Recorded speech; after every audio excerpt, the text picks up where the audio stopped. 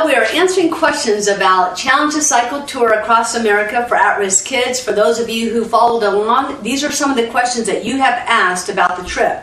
Here's a question. What's the first thing you want to do when you get home? Well, the first thing I wanted to do is to sleep in my own bed and to sleep in.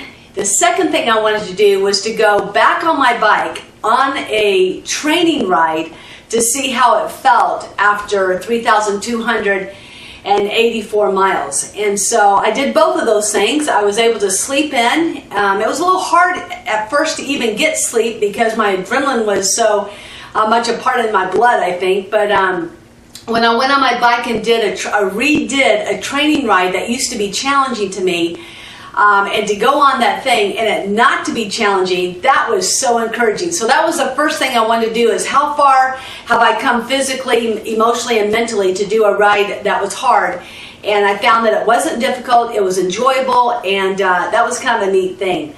Another question is, did you ever feel like quitting on the 3,200 plus miles? I don't know that I ever felt like quitting, but I did think that I might die on this trip, seriously. With the 18-wheelers coming as close as they did, and then after getting hit by a car, I did wonder, will this be a trip that I die on? And I had to come to this surrender, I guess, of sorts emotionally, that I'm doing this for the kids. I don't feel like I'm a crazy person. I feel like I'm a called person. And so if this is what I'm called to do, and this is the way I'm going to go out, it'll be for a noble purpose and cause, and it's for our kids.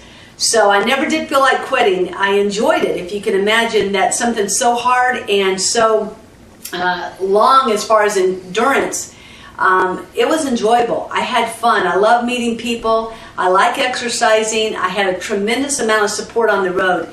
But I did wonder, will I die on this trip? So if you're watching this and I am talking, I did not die. I'm alive, so I'm pretty excited about that. Another question is, did you think you were strong enough to accomplish this? Well, that's an easy answer. Absolutely not. No way was I strong enough to accomplish this on my own. It took a whole team of people that were surrounding me as a cyclist. We had our, what we called Tour Central, at the Atlanta office at Celebrate Life International, in which we had people mapping out the routes. We had people calling hotels and different places where I spoke. We had people just making sure that newspapers and TV stations and those kind of things were contacted. Then we had the TSV teams, the Tour Support Vehicle, people who went along and went 10 to 15 miles ahead of me.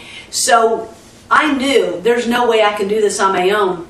But with the kind of support that I had from the home office and on the road, as well as the strength from God, we were able to accomplish a pretty phenomenal thing. But I knew without a doubt that I did not have it in myself to do it alone.